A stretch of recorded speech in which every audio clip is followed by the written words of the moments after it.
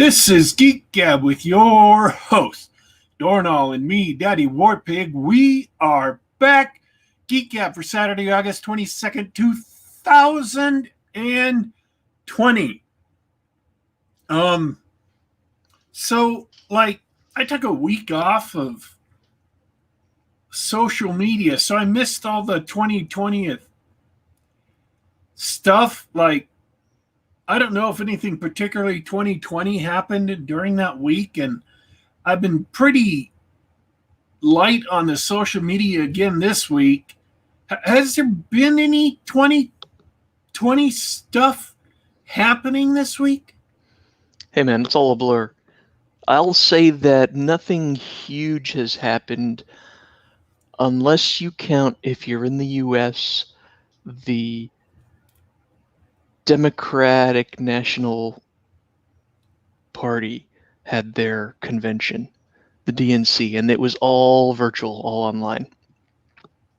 Oh yeah, I heard that their virtual convention was so exciting, it made like the Xbox virtual convention look like Ringling Brothers, Barnum and Bailey Circus. That's what I heard.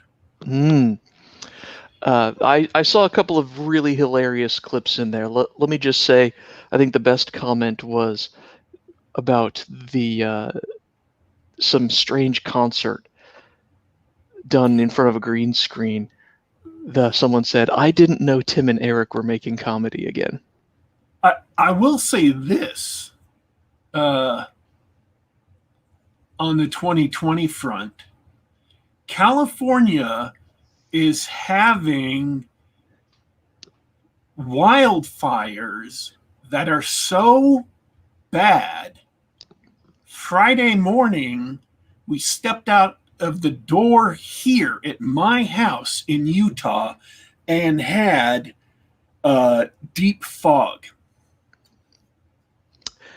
Yeah, it's been pretty smoky on the West Coast too. On top of that, the Gulf Coast is getting a 1-2. Thanks for the reminder, Matthew. Yeah, California is burning so bad that they are passing along the smoke as deep fog banks in Utah. So thanks for that, California. Good stuff. And I've heard it's voluntary. I've heard they actually are taking away water from places where they could have been giving water to farmers and stuff and passing it along to other places that may or may not need it. So, that's been the story of California for a long time. Water rights is a huge deal there, and you've got almond and avocado farmers in California soaking up monstrous amounts of water, and places like big population centers like LA, they're also getting lots of water piped in from other places. And they were also washing the water out to the sea because of the salmon or something. I don't know about that part, but yeah, water rights in California is interesting. I wonder how long that's going to be sustainable. But so anyways, yeah, we don't think too hard about Southern California's Mad Max future. And we do have 2 hurricanes headed for the Gulf course. Both, perhaps, this is just a projection, looking to make landfall in 2 different places. So we will have wall-to-wall hurricanes from Texas to Florida.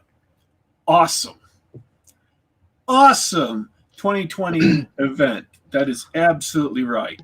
It's not gonna let up. I saw the map and I couldn't believe it. The entire Gulf Coast is red. So yeah, it's just amazing to look at. If you get a chance to take a look at that map, just boggle for a minute. It's incredible. Yeah. Check in with your friends and family in the area. I remember in Katrina, did you know that Mississippi got blasted just as hard as Louisiana and New Orleans in Hurricane Katrina? Yes, I did. Yeah. Most people don't realize it, even if they knew, but that whole area got blasted. Of course, New Orleans got all the attention because of the horrible, loss of life and rampant crime. But like, there's some vulnerable settlements. There's some vulnerable people in that area. And I don't want to sound callous when I'm, talking about how awful that is. I sincerely hope it doesn't happen. I sincerely hope that these, as of yesterday, they were just tropical depressions. So I hope they either turn away or go back, diminish. It's all possible. We don't know exactly what's going to happen.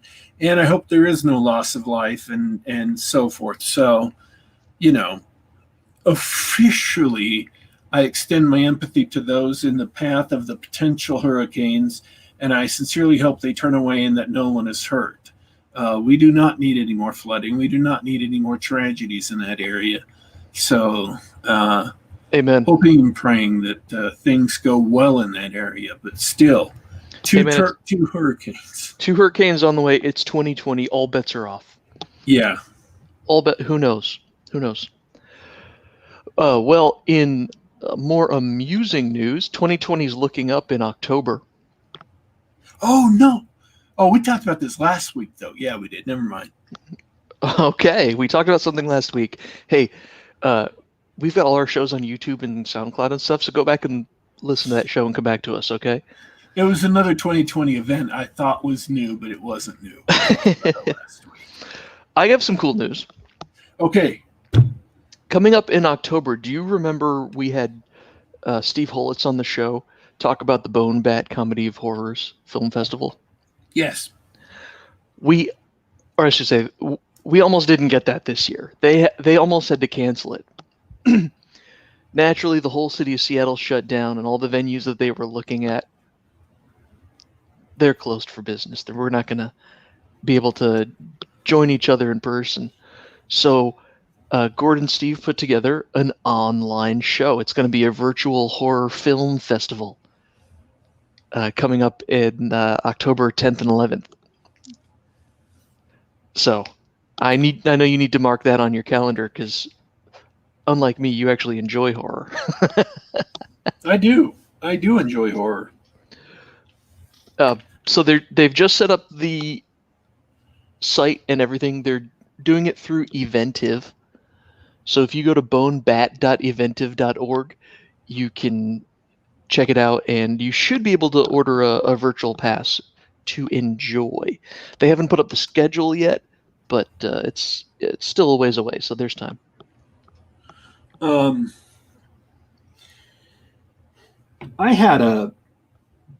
actually had something bad that turned out to be something good happen to me this week. Tell me more.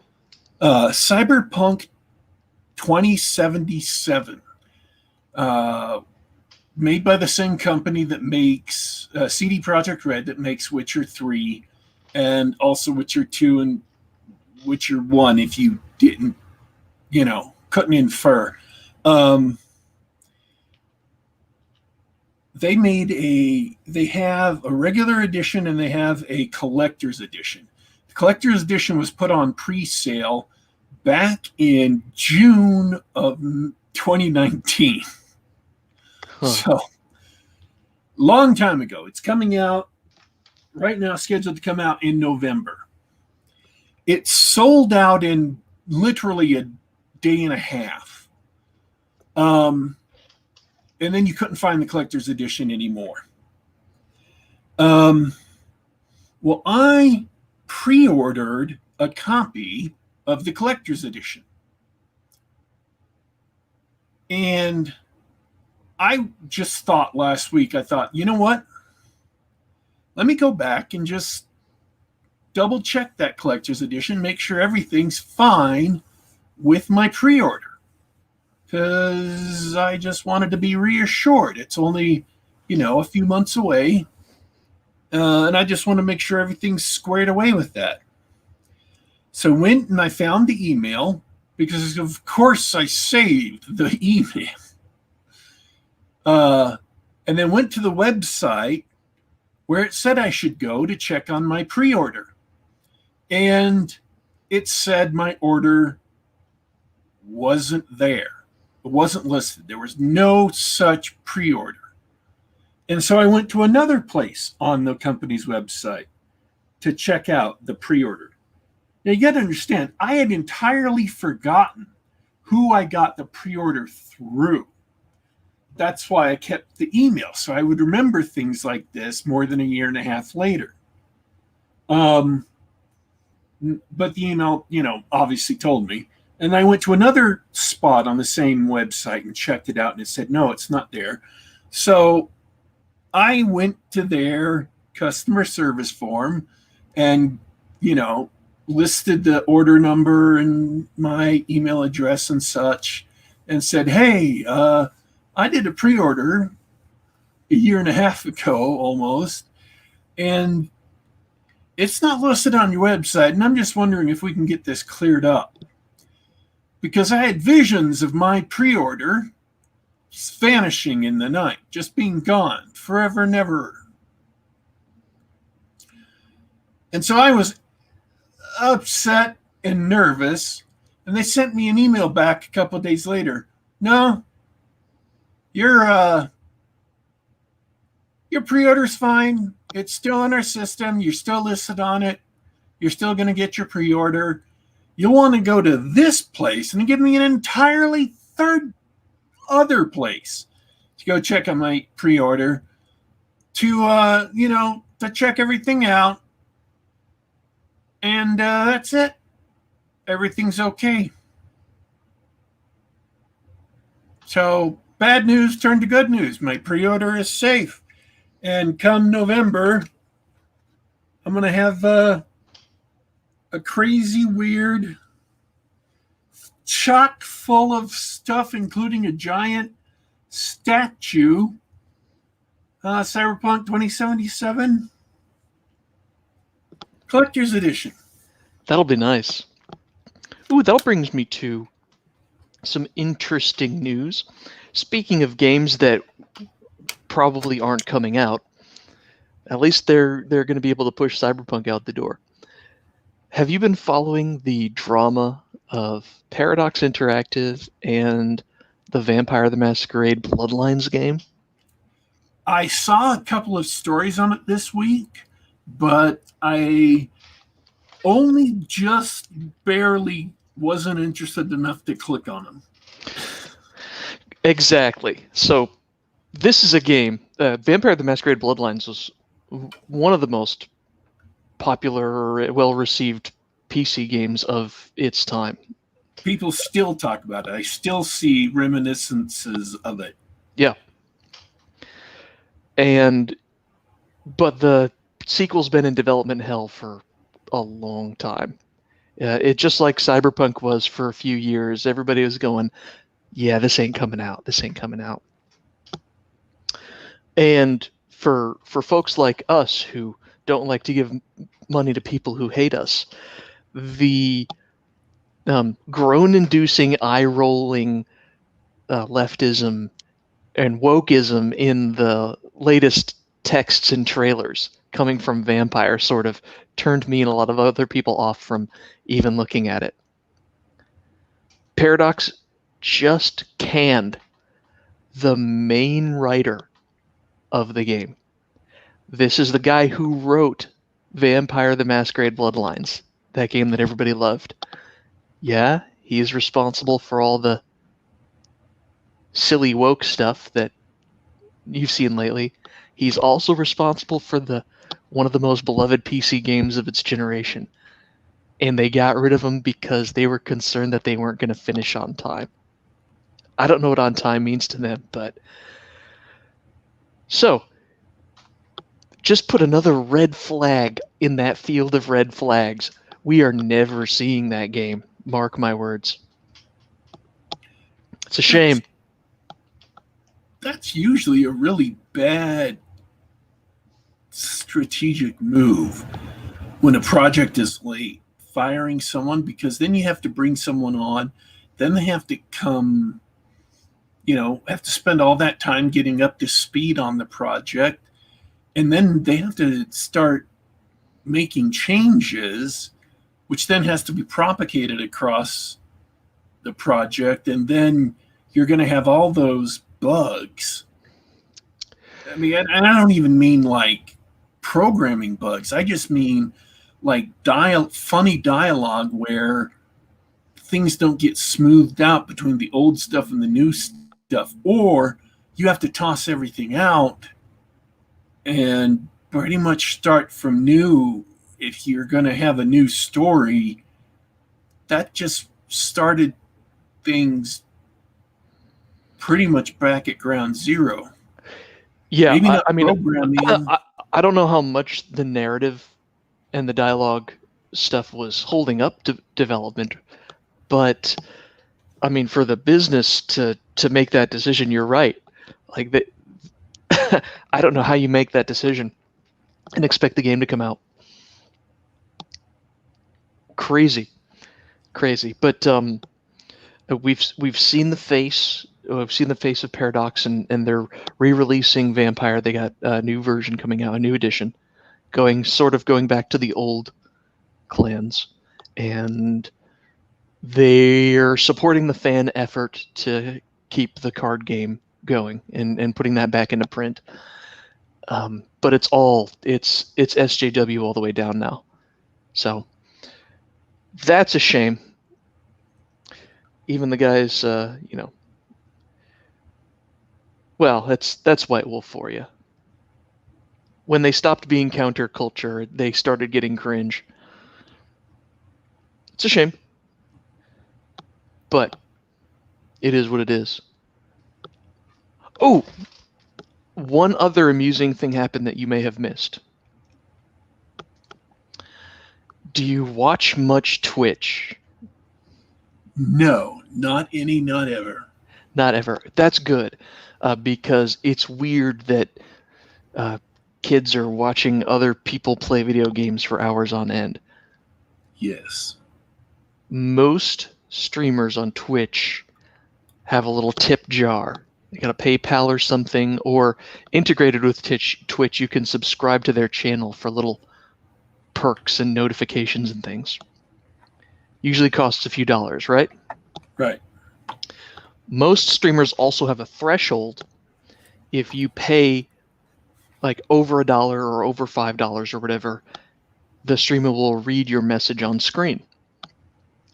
Naturally, this is a great way to troll streamers. Sometimes someone will blow $5-10 to say some awful message or something like that, and the streamer will just roll his eyes and say, "I'm not saying that." A lot of streamers use text-to-speech programs, though. Can you see where this is going? Oh, no. And, okay, yes, the obvious thing is that they're going to post all sorts of awful stuff to try and get the Twitch streamer kicked off Twitch. That's not what happened. An advertising agency has been using Twitch to advertise for Burger King using automated text-to-speech. They'll literally going to a Twitch stream where they have text-to-speech and paying $5, and the message is, "Did you know that you can get such and such, like a Whopper and fries for $5 on the Burger King app?"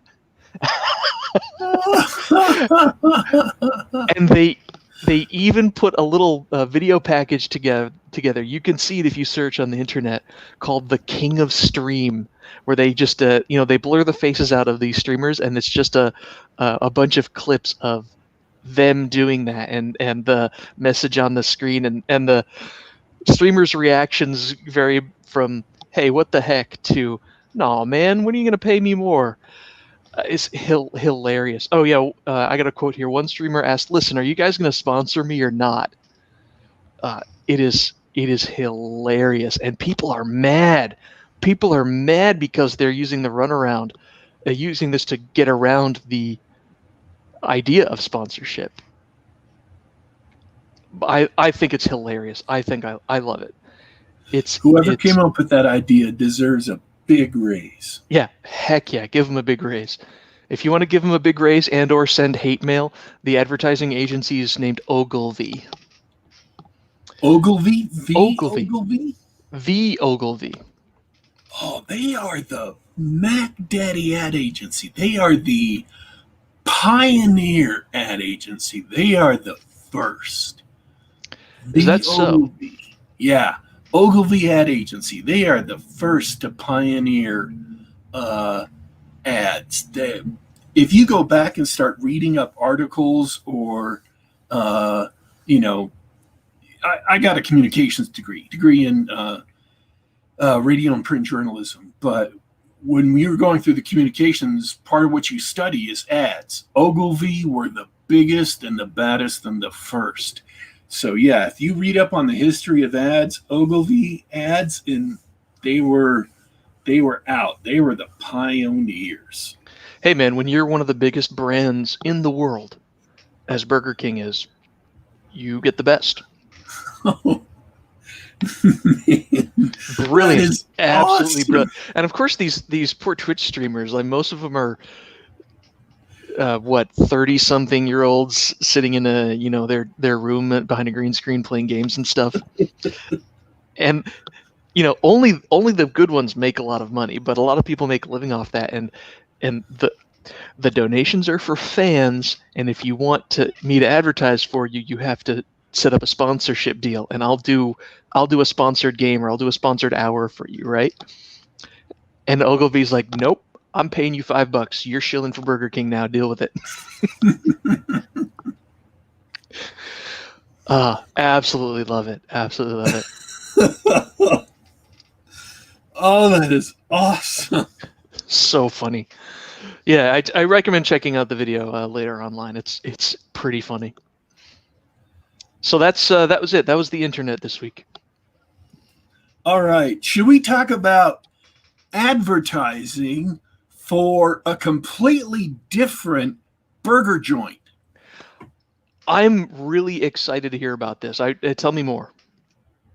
This story has got so many awesome things. It's got so many awesome things. I turned off my phone so it didn't ring during the show. Hoist by my own petard. This has got a game that millions upon millions of people participated in that was rigged from the start. At McDonald's. This has got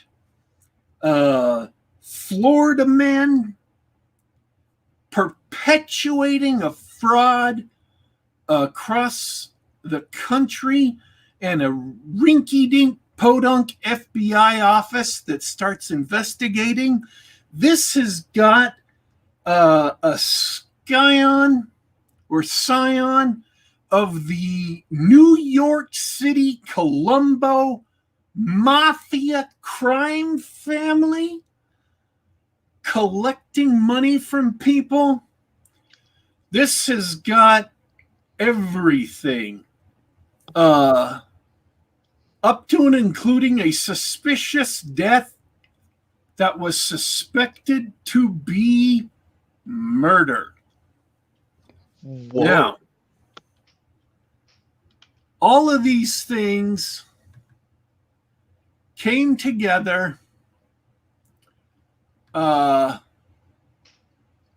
in a court case that blew up in the newspapers right before 9/11 happened and wiped it away. And it finished quietly because 9/11 happened. Oh.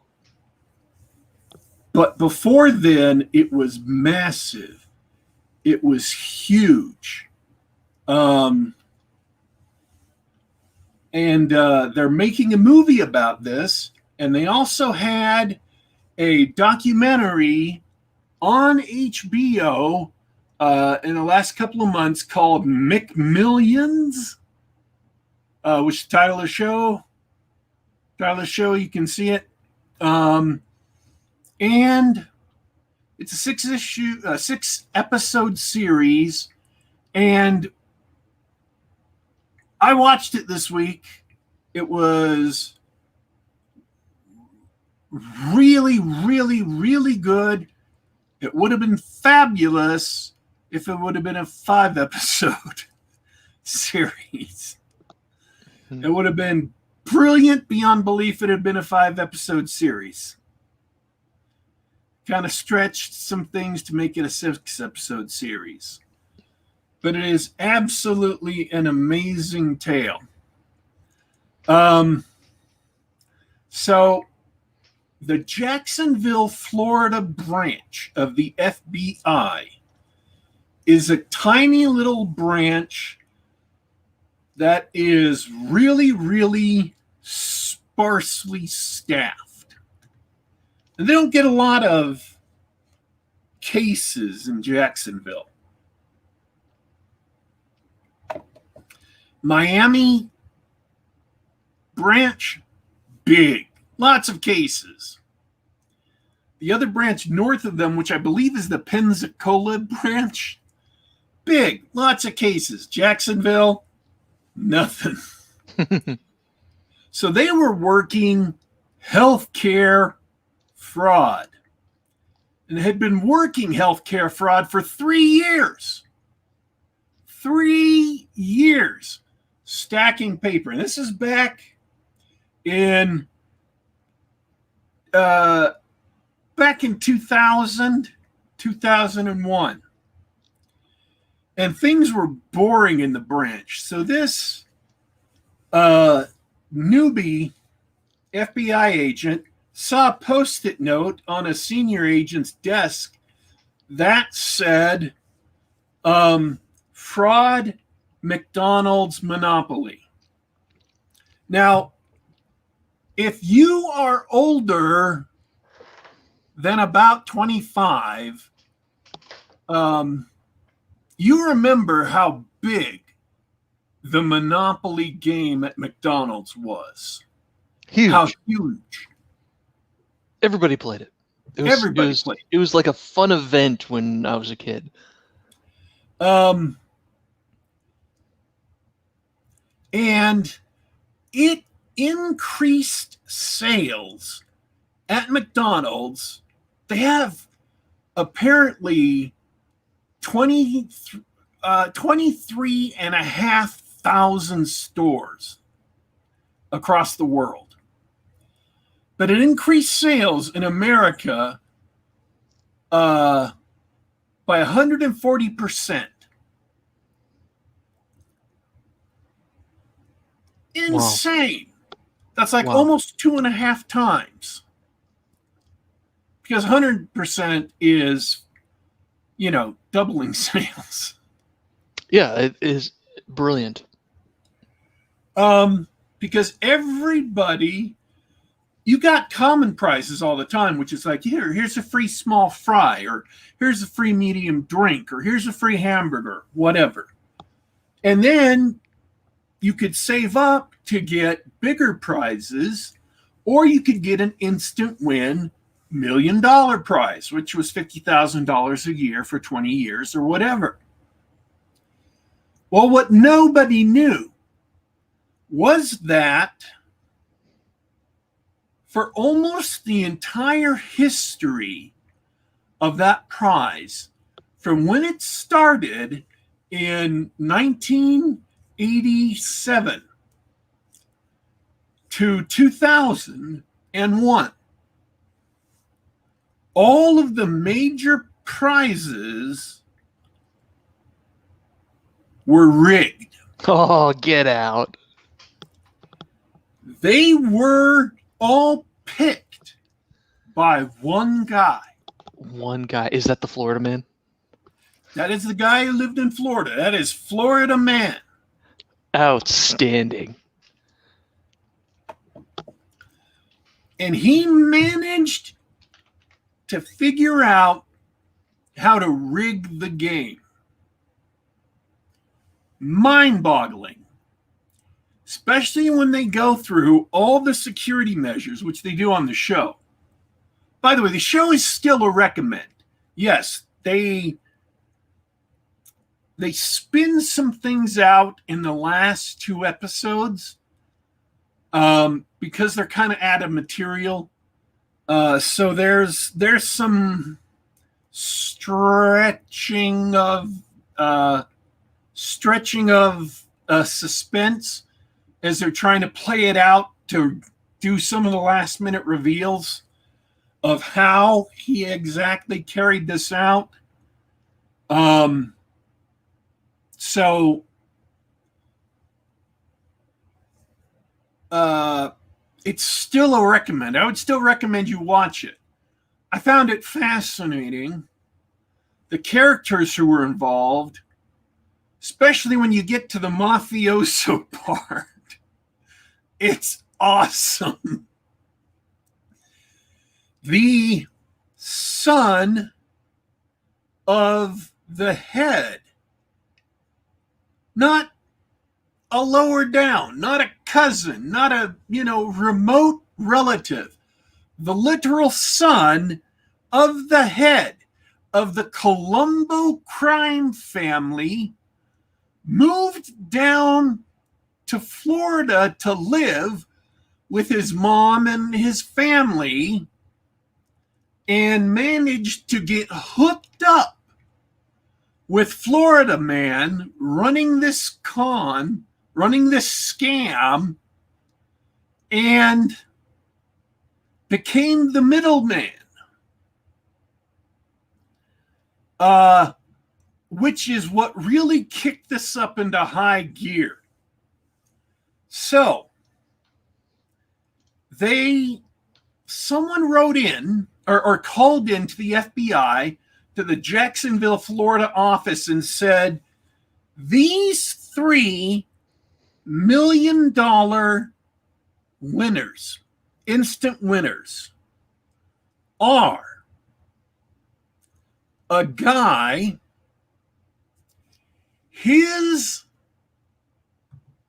daughter-in-law,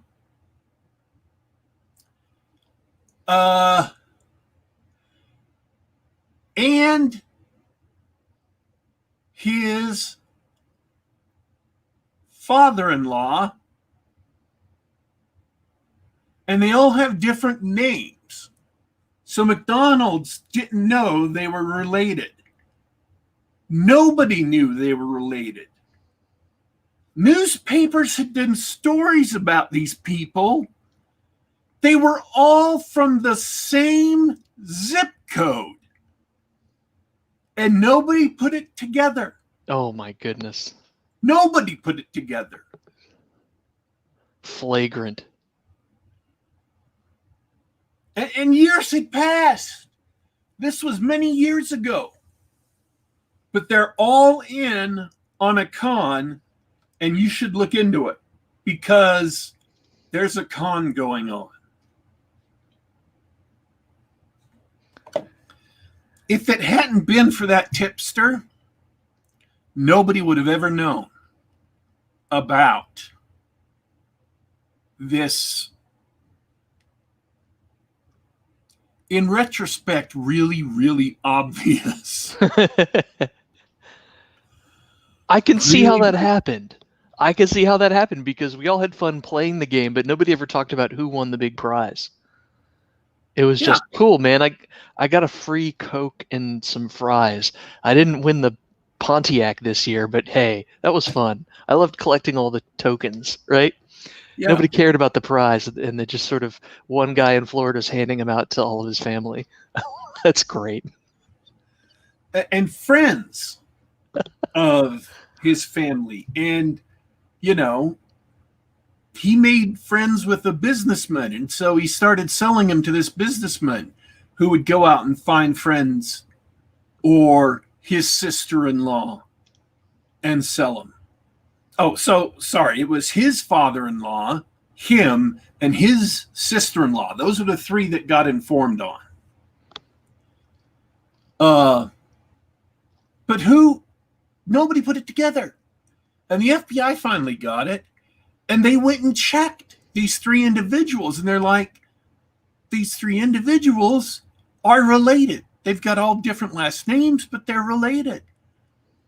And then they started doing the legwork and doing the legwork and doing the legwork and trying. And so they got phone taps. And the phone taps gave them a little bit more information. And they just kept expanding from there.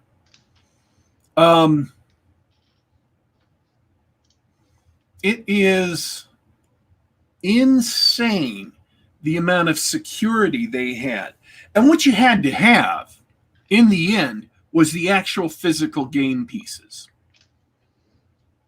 Someone had to be stealing the physical game pieces, because you would look at the physical game pieces and they couldn't really be counterfeited.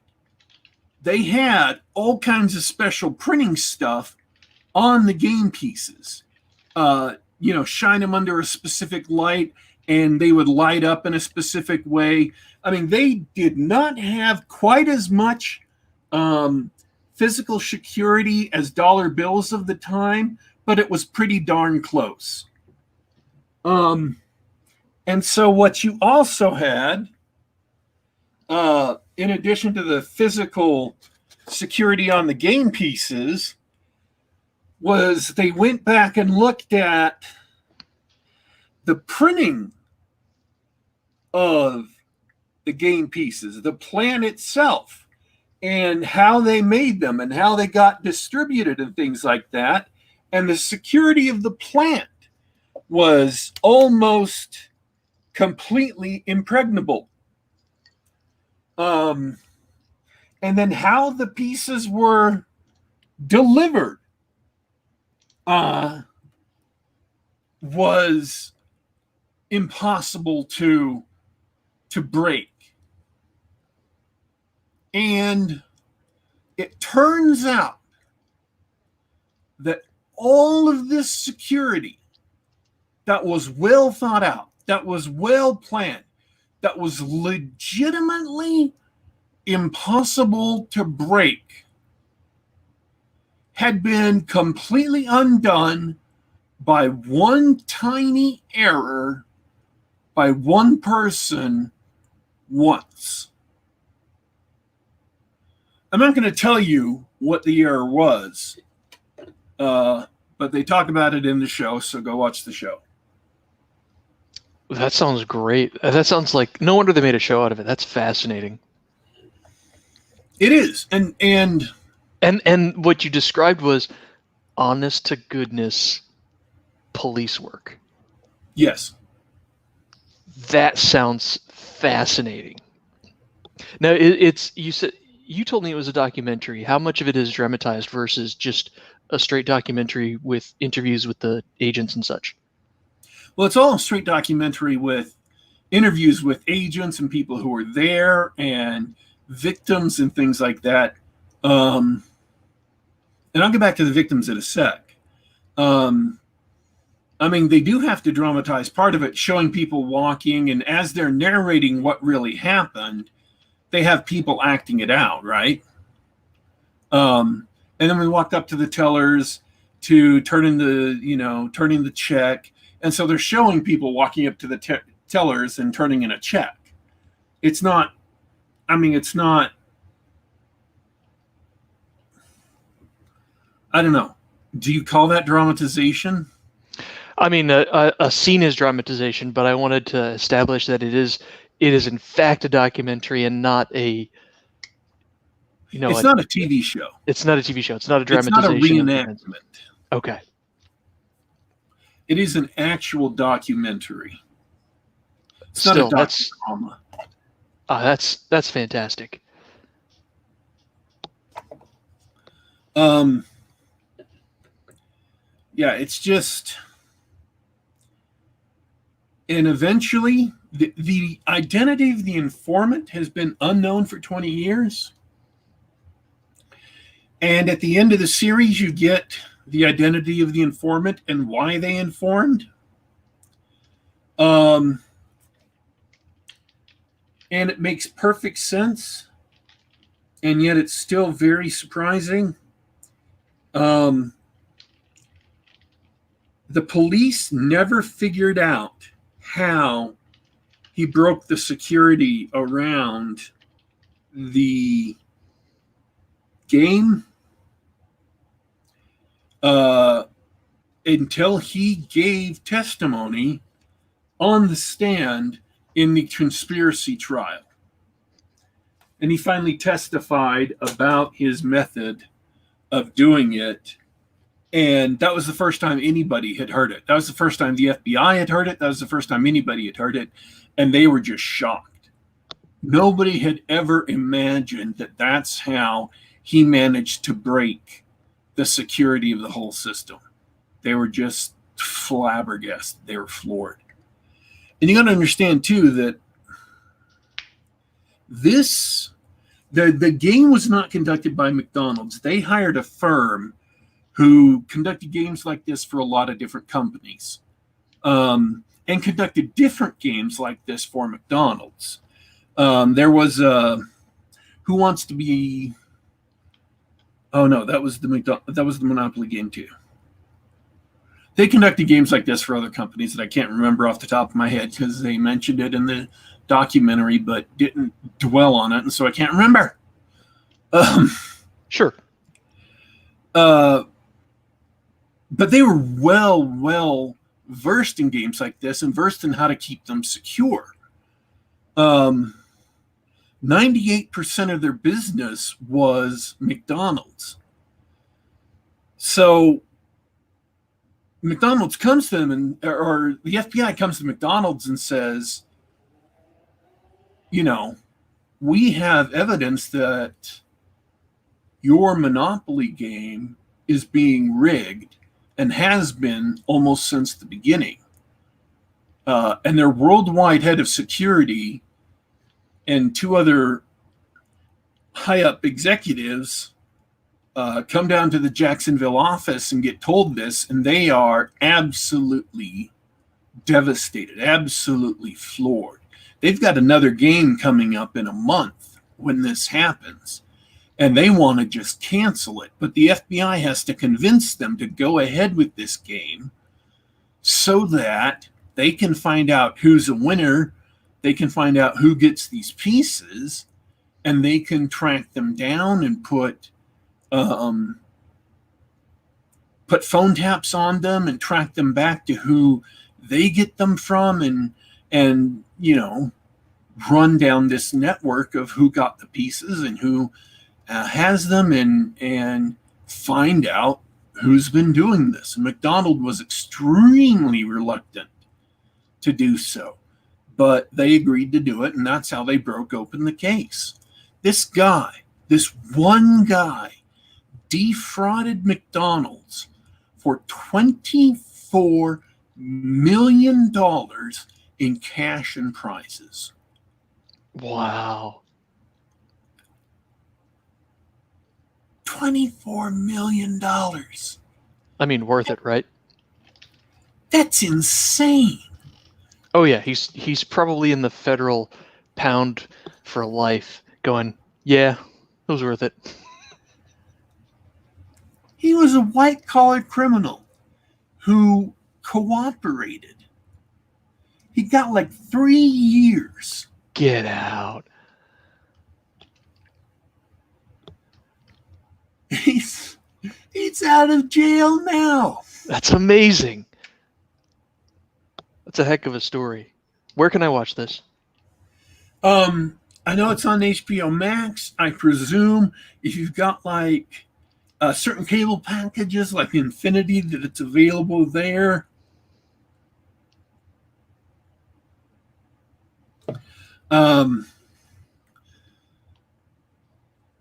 So anyways, they go to McDonald's, they track this guy down, and they track these other people down to the other winners.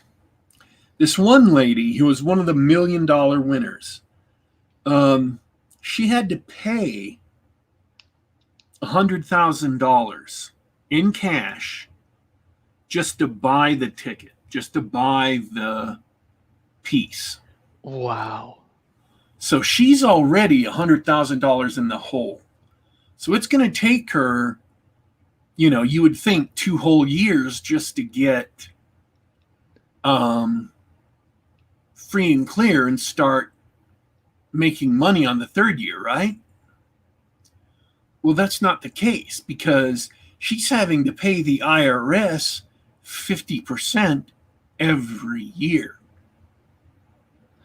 Oh, yeah. So she has to start paying 4 years of all that winnings back to the before she starts seeing anything. And even then, it's only an extra 25 grand a year.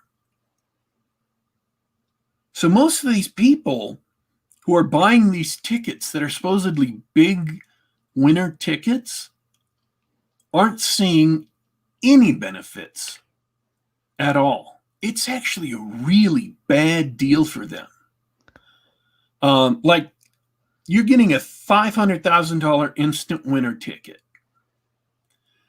and you're paying, let's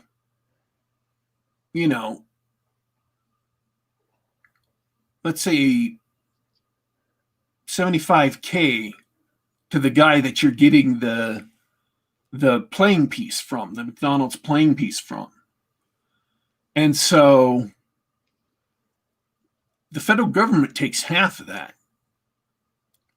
So you only have $25K left and you're paying them $75K. So you're only getting, $150, $175K to you. So that $500K piece isn't worth very much to you. I mean, I'm not saying 175, 150 is anything to sneeze at. That's a lot of money, but nowhere near what it would have been if you had just won it on your own. Many of the people getting these playing pieces weren't getting very much money off the face value of the piece. It was a bad deal for them. But worse yet, that company, this publicity company, this ad company who's running these contests, of course, as soon as the final contest was over and the FBI had caught their man, what's McDonald's going to do? They had to fire the marketing company. Oh, had no. to. Of course. I mean, that's just the way it had to be. Because this guy in Florida man, had originally been a cop in Hollywood, California, when he got not multiple sclerosis, but a different diagnosis that was similar to multiple sclerosis. He got this disease, and it had been, creeping up on him, and he had been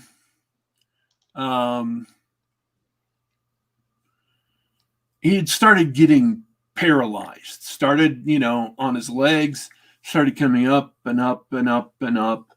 And eventually it stopped. Eventually it halted, but he didn't know when it would come back. And that kind of changed him. He'd only wanted to be a cop his entire life. That kind of changed him. That's when he became, got this kind of mean or criminal bent. That's when he decided to do this. Well,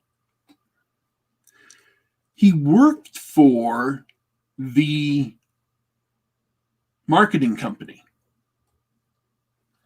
And because it was one of their employees who rigged the game, who made McDonald's look bad by making all their customers play this game that was rigged, they had to fire the marketing company. So they fired the marketing company And McDonald's was 98% of their business. Oh, So you talk about victims, the marketing company went out of business. of course they did. All the people working for them lost their jobs. All of them victims.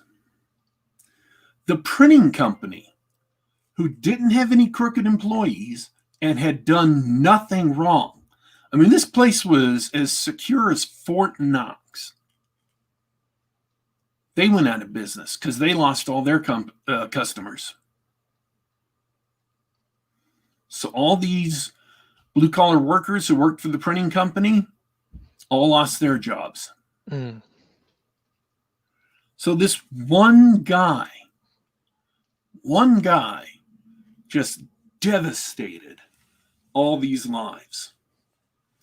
And eventually the FBI caught up with all these fake winners and charged them with conspiracy to commit mail fraud.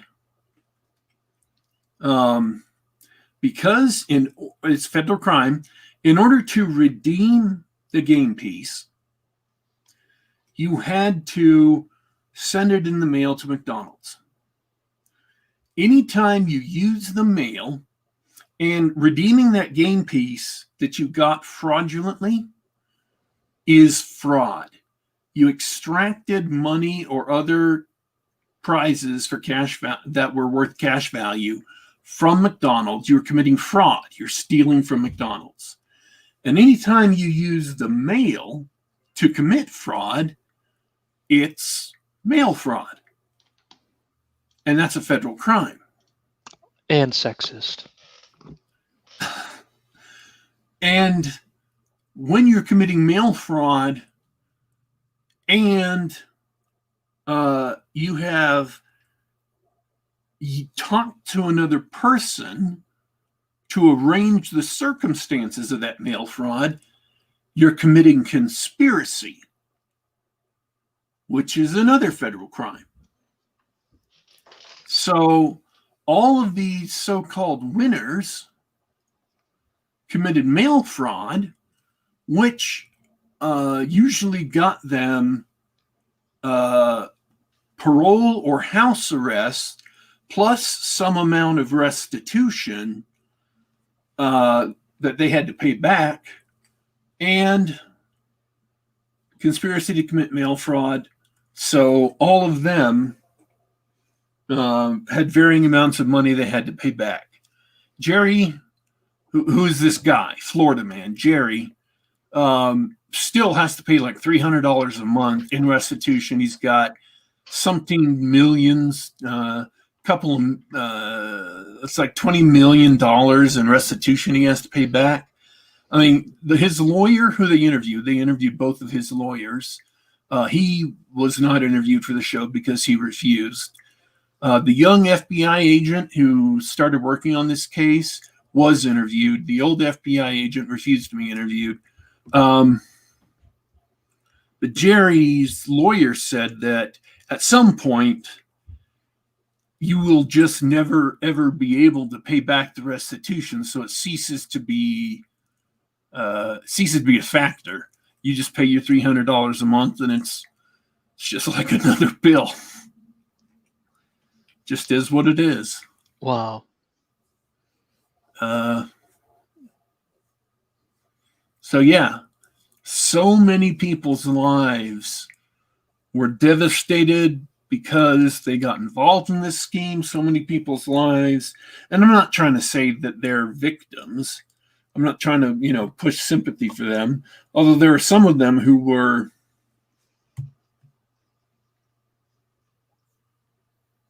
I mean, yeah, you've got people who are paying a lot of money to buy a rigged ticket. Yeah, no sympathy.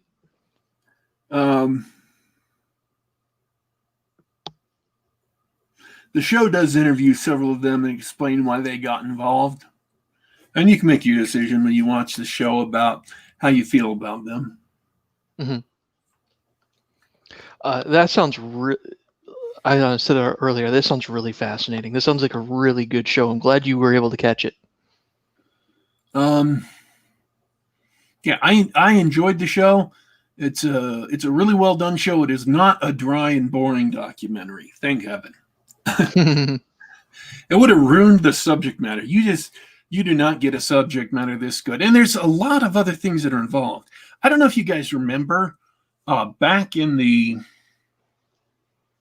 some of you who are old enough, back in the late 90s, there was a guy down in Florida who was having a big fight with the local Florida town because he was setting up a non-nude stripper club where women would strip down to their pasties and they were getting drinks and stuff. And he was having a big fight with the town because they were trying everything they could to shut him down. And eventually he set it up as a church. And it went national news, and he got interviewed on like Inside Edition or something, and or Geraldo. And he was a really big sensation for a while. That guy is Jerry Colombo, who is the middleman. Oh, wow. Of this scheme. All while that was going on, he's working with Florida Man to distribute stolen McDonald's Monopoly game pieces. This crime family is a real piece of work, huh? It's just... I mean, the guy at the top isn't a Colombo. This Colombo guy just got involved because it's he could, a moneymaker. Yeah. And he knew how to make contacts with people. So... You can't make this stuff up. Truth really is stranger than fiction. So there's these all these weird tendrils from this story that they spend time on chasing down and covering, and it just gets weirder and weirder. It's a Florida man, McDonald's Monopoly crime family, and it just blows your mind. It is. It sounds like one of the weirder drug family stories, only they're not dealing drugs. Yeah. Yeah, it's just this big fraud case. They're dealing Monopoly pieces for cars. Question for you. How many Monopoly money jokes are made in the show? I didn't pay attention. I don't remember all that many. So maybe they were able to resist the urge. It's hilarious, though. In order to do certain things, they had to keep on going higher and higher, and eventually they had to get permission of the Attorney General to actually carry out these raids. They eventually were bringing in agents from other FBI field offices to listen to the wiretaps. So this podunk office had a fraud case so big, they were hijacking whole pieces of other FBI field offices to listen to the wiretaps. Wow. And these were old school wiretaps where you put in cassette tapes and hit, record and then listen to the tapes, and then they had to go back and transcribe them. I mean, this is... there were no sounds computers. Like work.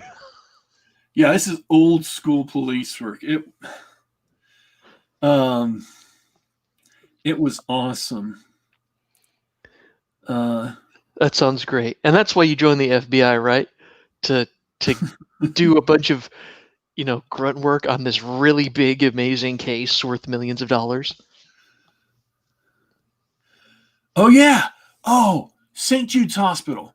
At one point during the 90s, somebody gave away $1 million game piece to St. Jude's Hospital for children. Mm-hmm. Anybody remember that? Vaguely. And they were all talking about how beautiful and touching it was that somebody would give $1 million just anonymously to St. Jude's Hospital. And McDonald's, even though the ticket was non-transferable, the game piece was non-transferable, McDonald's gave him the $1 million anyway. Guess who gave that $1 million to St. Jude's Hospital for Kids? Oh, was it Columbo? It was not Columbo. It was Florida Man. That's really sweet. That's what a great story. Florida Man, who was ripping off McDonald's for $24 million, gave $1 million of those dollars to St. Jude's Hospital for Children. And that's why he only got the 3 years in the pen. Yeah. All right, folks. I highly recommend the show. It is worth watching. I mean, this has been a review. I haven't been telling you the whole show because, one, it's 6 hours and it's way too long. But I have kept a lot of the secrets and a lot of the mysteries for you to go watch in the show because it's worth watching. It is a show worth watching, and I don't want to give it up. I don't want to give it all away. So, well, I'll look out for it. I don't have HBO Max, but I'll look out for it to see if I can get a copy elsewhere legally.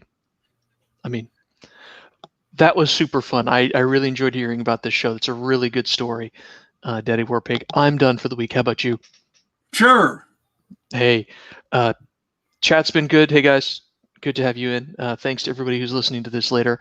I hope we made your car ride enjoyable.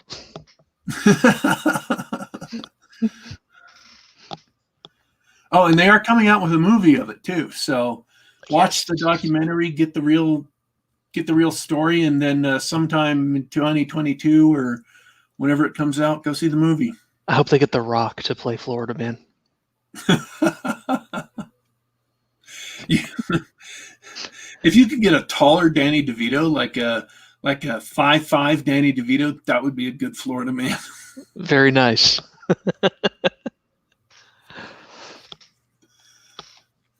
Last words? Last words are, it's been fun. Have a great weekend, everybody. All right, folks. Thanks for tuning in. This has been Geek Gab for Saturday, August 22nd, 2020. You can catch us live just about every week, just about this time. Listen to us on youtube.com/geekgab. That's youtube.com/geekgab. You can also catch us on the Google Play Store, on the iTunes Store, or on SoundCloud.com. Subscribe to us on the device of your choice, or just listen to us on the web. Or, trying to think if there's anything important that's coming up. BoneBat Festival. BoneBat Festival, which is online, available online, and the date is October 10th and 11th. BoneBat.eventive.org. Say that again, I was talking. BoneBat.eventive.org. Be sure to check that out for some great horror movies. We are signing out for today. But don't you worry, don't you fret. We